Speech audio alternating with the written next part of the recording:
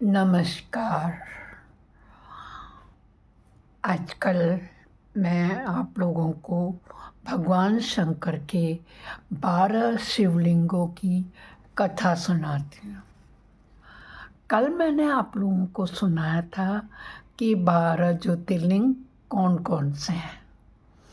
अब मैं आप लोगों को प्रतिदिन एक ज्योतिर्लिंग की कथा सुनाऊंगी, जिसे आप लोग बड़े प्यार से सुने, खुद सुने और अपने रिश्तेदारी में, भाई बहनों, दोस्तों में शेयर करके पुण्य कमाएं। जिनको सुनने मात्र से भी सभी कष्ट दूर हो जाते हैं। बोलो शंकर भगवान की जय होवे। आज मैं आपको सुनाने जा रही हूँ अतीश्वर महादेव जी के विषय में। जब निरंतर 100 वर्षों तक अनावृष्टि के कारण निवास के सर्वथा अनुपयुक्त हो जाने से ऋषियों द्वारा परित्यक्त अत्यंत उष्ण एवं शुष्क कामंद वन में अत्रि जी ने अपनी पत्नी अनुसुईया के साथ कठोर तप किया। भक्तों, शिव जी का जाप करते करते ऋषि प्रवर अचेत हो गए। उस समय उन दोनों के दर्शन के लिए देवता, ऋषि, गंगा जी, नदियाँ वहाँ आईं और के दर्शन करने चले गए। परंतु शिवजी और गंगा जी अनुसुईया का उपकार करने के लिए वहाँ रुक गए। 54 वर्ष तक समाधिस्थ रहने के पश्चात जागने पर अत्रि जी ने अनुसुईया जी से जल मांगा, तो वह देवी कमंडल लेकर जल को खोजने में भटकने लगी।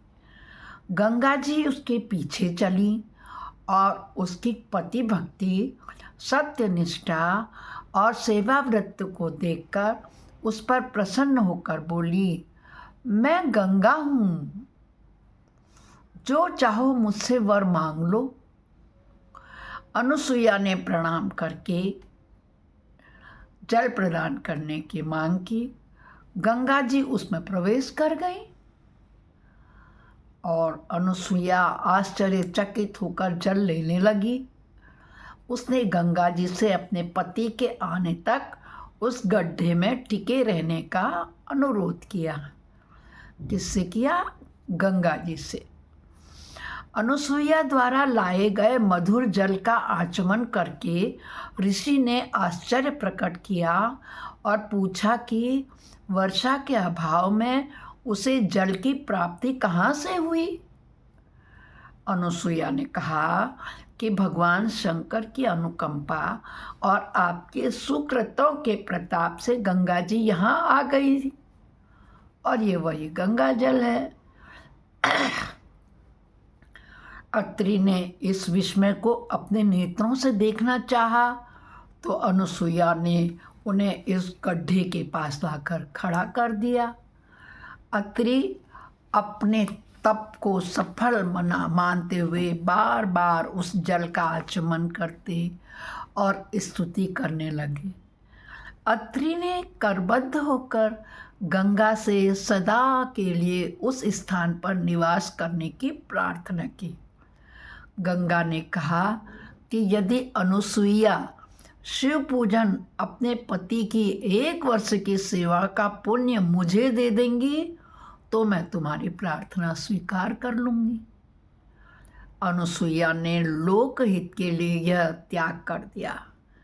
यह देखकर महादेव जी पार्थिव लिंग के रूप में वहाँ प्रकट हुए और ऋषि दंपति ने पंचमुख शंकर की प्रत्यक्ष देखकर उनकी स्तुति की और उनसे भी सदा के लिए वहीं टिकने की प्रार्थना की।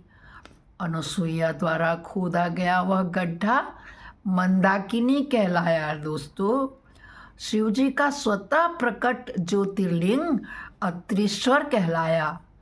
गंगा के प्राकट्य से दुर्भिक्ष मिट गया और ऋषि गण पुनः उस वन में आकर तट पर चरण करने लगे। बोलो शंकर भगवान की जय हो। ये मैंने आपको अत्रि शिव महादेव जी का स्थापना की कथा सुनाई। बोलो शंकर भगवान की जय। नमः शिवाय, नमः शिवाय, नमः शिवाय, नमः शिवाय, नमः शिवाय, नमः शिवाय, नमः शिवाय, नमः शिवाय, नमः शिवाय, नमः शिवाय, नमः शिवाय, नमः शिवाय, नमः शिवाय, नमः शिवाय, नमः शिवाय, नमः शिवाय।